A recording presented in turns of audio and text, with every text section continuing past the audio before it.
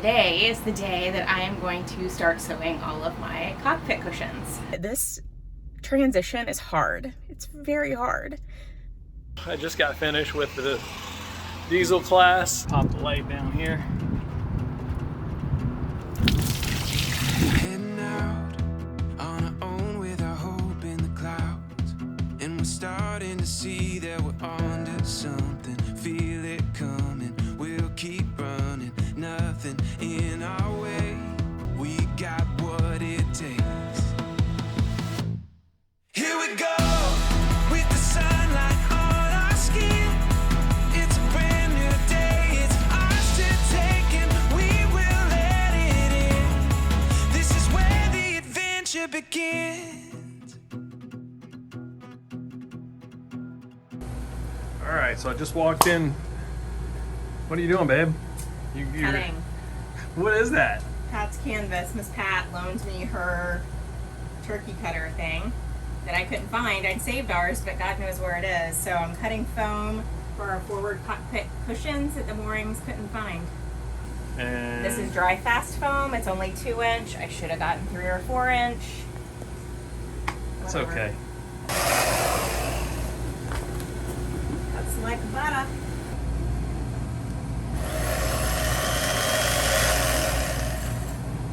Oops. Fortunately, that like that. Alright, now we just have to cut the helm seat.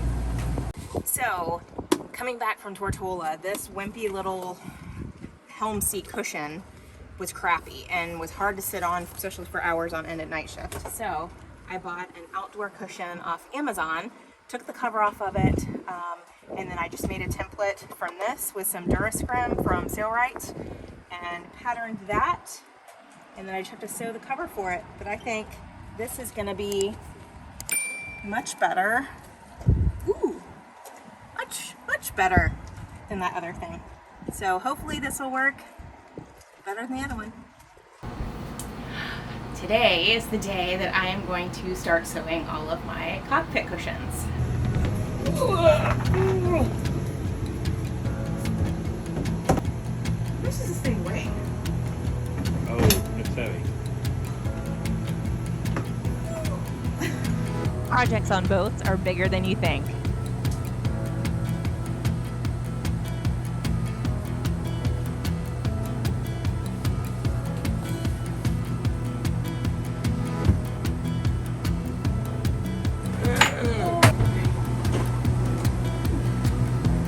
That should be everything. This is my makeshift craft room. So I have all of my bobbins already wound. And then I tried to pattern, I templated all but one cushion for outside. So I've already pre-cut all that. I have all my strips down here. So hopefully this weekend, it's a Saturday, I am going to get our aft cockpit cushions all sewn so that I can get this project off my list because it's been looming over my head and I've not been looking forward to it, but I still want to cross it off.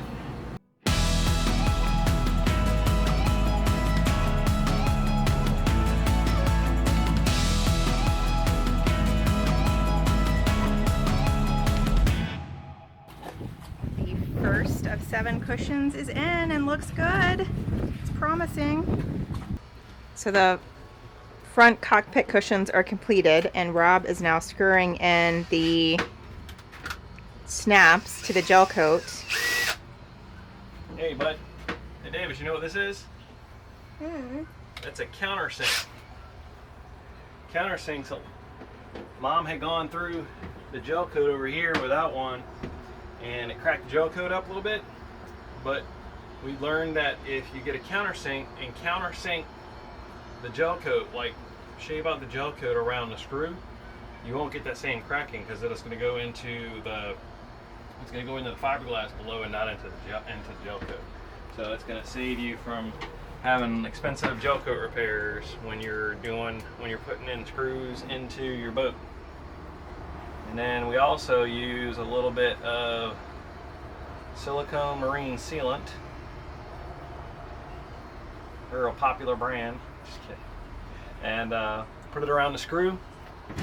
You gotta get down the hole, and what that does is kind of seals it, but it also lubricates the screw as you're screwing it in, and it allows the expansion of the, see how your screw goes in real easy. And Better than those plastic snap things that were on it before with like the dog ear flaps. All done. I'm just gonna wipe it off. Get a little bit of adhesive sealing around it. Our cushions get attached. There's one. What are you doing, Davis? Sewing. Last night we got home from dinner and he wanted to learn how to sew, and today he's sewing something for his little motorized boat. Right here, that I got from a friend. Yep. All right, show me your sewing skills. Alright. I'm used to the other one, so I'm not used to like pulling them down.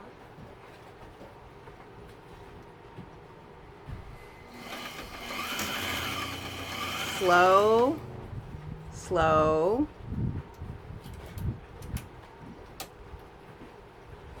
Let's see. Let's see. Hold on.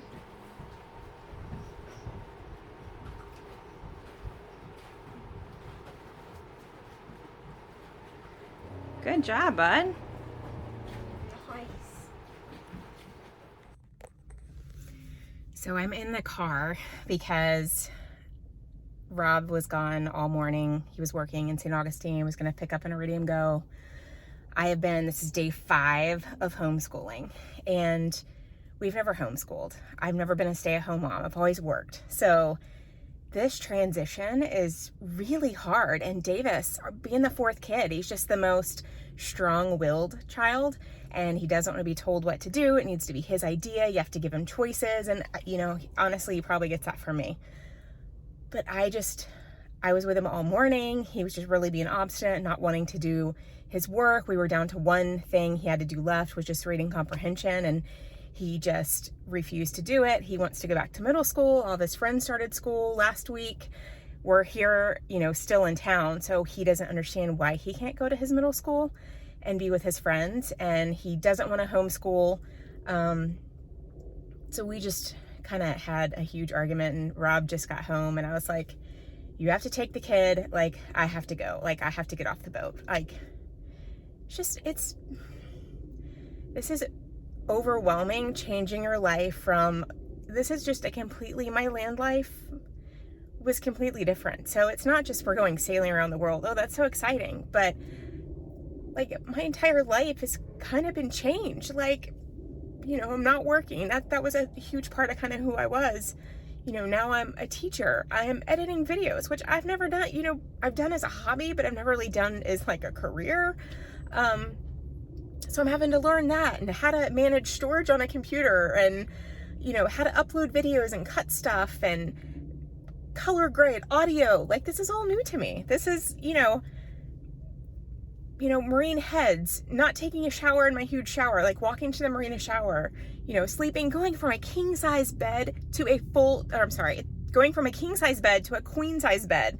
That's hard. Like, just things like that you don't think of. It's just a lot thrown at you at one time. So I would say, if you're going to outfit a boat, or you're getting ready to do this, yes, this time we've had, it's now been 3 months at home on the dock. It's probably, invaluable, and it's growing pains, and we needed that here versus being in the Bahamas or somewhere else. But just know that this transition is hard. It's very hard. I know we're going to get through it. I'm just ready to get work done, and I'm ready to have some fun and be out at sea and, go explore beautiful beaches. So we are getting ready to leave the boat. We are going to spend 3 days. We're going down to Fort Lauderdale to Just Catamarans. Rob is going to take the Leopard Diesel engines course, which hopefully is going to teach him a little bit more about maintaining the diesel engines, the sail drives, and the generator. So we're going to take a quick trip down there. I've got Davis's homeschool stuff because we're going to do that in the car. So we're going to get ready to hit the road. All right, almost ready to go? Almost, just locking everything up so we can protect the boat and we can get our butts on the road here. I just gotta turn everything off except for critical systems, and then Which are what? we're going to turn water off because we don't want to drain the water tanks and possibly sink the boat. That's not to sink the boat, but anyway, I need to go ahead and adjust the air conditioners.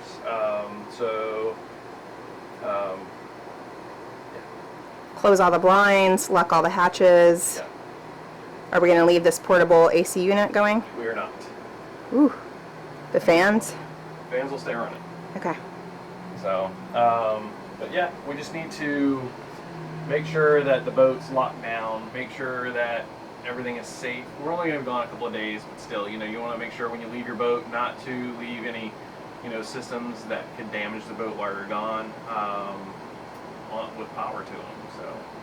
So we don't have freshwater flush toilets yet. We bought the kit to do it, and then Shannon decided I could just use the shower hose because it's right here, and I could spray that in the toilet and then flush. That's kind of the same thing. I think we may at least do it in the 2 toilets we flush in, but I found that if you put fresh water down the toilets before you leave and flush them, the house doesn't stink as bad when you come back.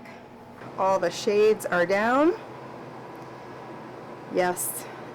They are not the beautiful $6,000 Poseidon blinds because we couldn't get down there, and honestly with all the upgrades that's probably on the back burner. So I made these.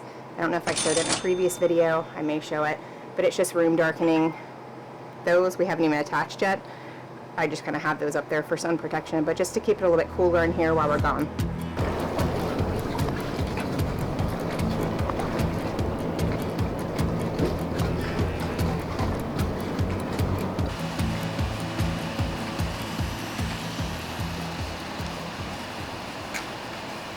One thing about Rob's truck pooping out and us getting rid of that and us being down to my one convertible is we've had to do we've made 3 trips to Alabama in this car. Yeah. And now we're driving 6 hours to Fort Lauderdale, and then we're going back to Alabama to Auburn for Parents Weekend. So travel, for this much traveling, this car is not a travel car. The seats are not great. Davis, how's the room situation back there? You okay? Yeah. We have made it to Fort Lauderdale after 6 long hours and a lot of traffic. We are here. Yep.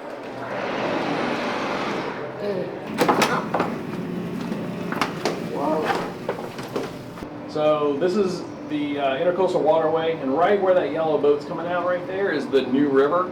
And our hunter stayed a few months down in New River, actually almost to the downtown area over there, for a few months while we left it here in Fort Lauderdale so we could go to the Bahamas in it. So really cool. And we're back here again.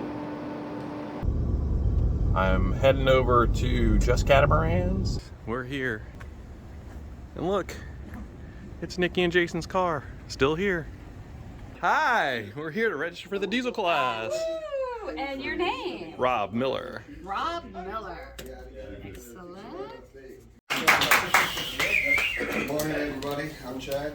Morning. Run the mechanical department here at Just Catamarans. Been doing engines for about 27 years, along with quite a bit of sailing, have a couple of miles. So what we've done is we found a need that a lot of new boat owners and current boat owners were always asking about their engines. A lot of people from different aspects of life don't understand the diesel engines, wanting to save on maintenance, and so we decided to put this course together just to give you the basics, give you a better understanding. It's not going to turn you into a diesel mechanic overnight, but it'll enable you to do a lot of the stuff yourself. Okay. Adjusting them, just crack that loose a bit to allow it to move, and by turning this bolt tight, we'll bring it tight and loose, and just give it a nudge sometimes to help it out. So while Dad's at that diesel course, we're gonna come down and have breakfast. We're gonna go back to the room and we're gonna do some homeschool, get some of that done. It's a kind of a gloomy day outside, so hoping that will all blow over and then we can take a shuttle over to the beach. This bridge right here, behind me, it's the bridge that we went under to go to the Bahamas. Yep. And you were like 6 years old. Actually, I was 7. Do you remember that trip? Yep. Yeah, it was early in the morning, 3 or 4 in the morning. It was 4:17 in the morning. How you feeling, Davis? Not good. And we left this and I was scared to death for my first night passage, sort of night passage, crossing the Gulf Stream. But we did it. So what do you think Dad's doing right now? Diesel course. Think he's having as much fun? Probably not. I just got finished with the diesel class and heading back to the hotel now. Just got back to the hotel from Just Catamarans Diesel technology course. It was over at their place of business in Dana Beach. So what did you learn today? Oh, we got some sunglasses for Just Cats too. How you like that? So what did I learn today? Learned all about the diesel engine for the Leopard catamarans. They specifically were highlighting the engines that are in the 45 and the 50, but they did kind of highlight the ones that are in the 40 and 42 as well. So we did the Yanmar engines, the Yanmar sail drives, the SD60s, and I think the S25s, I think, for the other boats. And then we went over the Northern Lights generator and the maintenance on that. It was really cool. There was a lot of helpful information that they provided to us. Would you recommend this to somebody else? I would actually, if you're buying a boat, I would take this course. Even if you don't have the boat yet, take the course, because there's so much valuable information that a broker or even during handover, they're not going to explain to you about how to do all this stuff.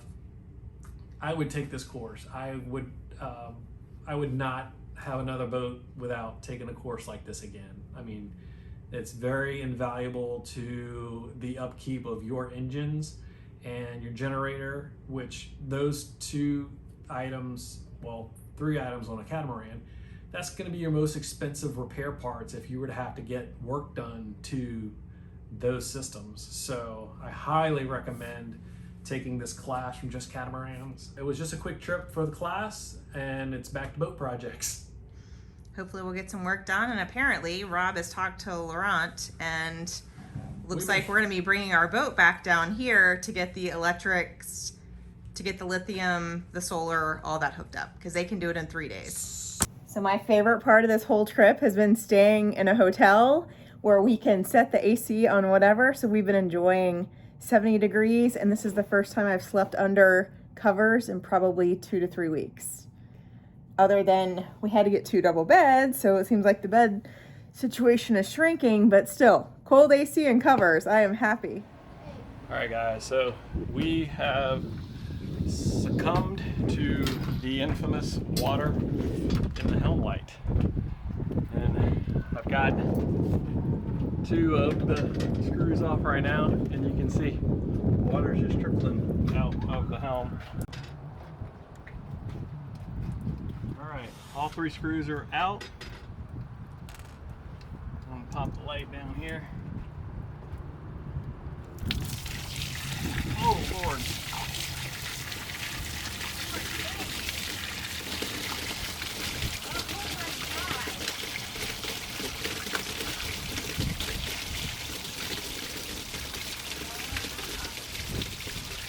Got a bucket down there. Get that bucket right there. That bucket right there. That bucket right there. Right there.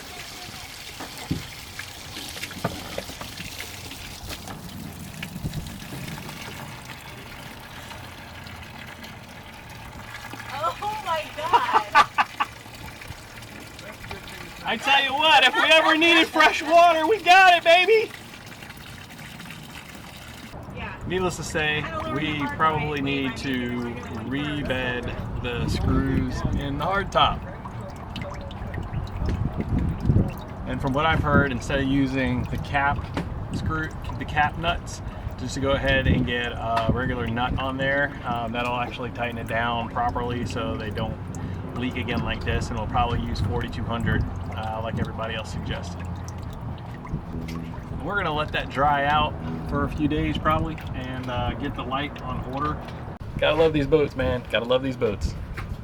today. We've got the replacement light to install, but before I do that, the water was actually coming from these bolts up here, and apparently because they have these closed-in nuts on here, it allows water to kind of leak in. So we're going to reseal on the top here and on all 4 sides, and that way hopefully water doesn't get back into the helm top and doesn't ruin the next light that we're installing today. So we're going to go ahead and change the light out and put the new light in. And I bought one that actually changes from white to red, so we'll see if this works. I had to install another button, so when you turn the cockpit light on, it comes on red. And the little light lights up here. I turn it off so you can see. See, lights up red. And then if you're up here and you want to read or something like that, or you need more light, you can click it and it turns to white. Yay! And you click it again, it turns back to red. So we have a red and white light at the helm. We have a red and white light at the helm. So today Rob is cleaning out what is our utility room, but looks like the project to formally Take the bed out and take the frame out and everything else may get put on hold for a little while. and be made into a pretty utility room is just going to be functional, because we're at the end of our upgrade budget, so $100,000, and you know, this is one of those things, it's nice to have, it's not a necessity. So we basically spent our budget for this on our replacement of the air conditioner on our starboard well, side. we also didn't plan to go to Just Cats and spend money to have them do our lithium and solar upgrade, or anyway, Correct. we'll go over that in another video. Yes. But today Rob's getting in this room, and You gotta get rid of some tools. I mean, I brought basically all my tools from the house, and just like everybody said, you know, it's not a house, it's a boat, so we gotta get rid of some stuff. So I'm gonna go through, get rid of some duplicates. I'm kind of separating the tools for electrical, mechanical, and plumbing, so you know that we have places to grab one bag for each thing. So yeah, I'm gonna get to work on that. I don't know. We just have to find a place to put the washing machine, because that's essential. Mama is tired of doing Marina laundry, and I really miss having a laundry room. I mean, it's not that bad, but like once we get off the dock, yes, I would love, and I don't even want to splendid. We're going back to the 1800s, folks. We're going to be like plunging our laundry. Seriously, I bought one, but I mean, I'm not even going for like the $1,000 washing machine. Mama's going for like a $250 just wash and spin dry thing. So yeah, so well, that'll be nice. yeah. This is empty now, so we could store stuff down here now, because this is completely empty. So we can put a bunch of stuff that we're not going to use down here, and well, not use, or just not use exactly. Yes. We have a lot of empty storage spaces. We're just now trying to utilize all the oddly shaped storage spaces. Finding storage that's not oddly shaped on a boat is tough, guys. It's not happening. Hugely tough. All right, so Rob is writing everything he's putting down there so we can track and keep track of where things are, because things get lost in these cavernous caves. So far we've had an incredibly productive day, so we're going to keep going, and we're going to try and make some better use of the bilges, and Rob's going to put up 2x4 kind of a rail so we can store some bins in there for extra storage, because surprisingly all the bilges are completely empty. So that's all the stuff we have on the boat.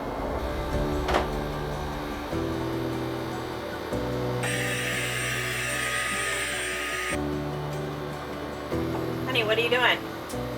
I'm just finishing up putting in brackets to hold some bins down here. I got the idea off from the Brain Trust on a 45 website, and 45 Facebook group. yeah, 45 Facebook group, and basically they're brackets with boards that hold the see the boards here, and it holds the bin, the edge of the bin, so we can load the bin here and then put another bin or a couple of whatever else on top of it. It stays off, it's away from the through holes, so and it's not. It's good to go. So we'll have extra storage. Yay!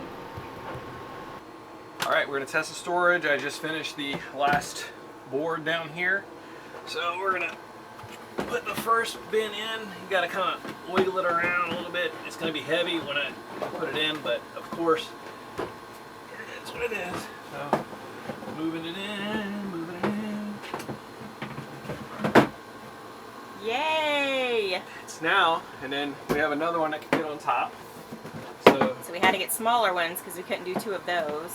This will fit right there on top. So Yay! storage. So now I And- can finish storing stuff. And I still have access to my through hulls. Yay! Double, double, double. Go Rob.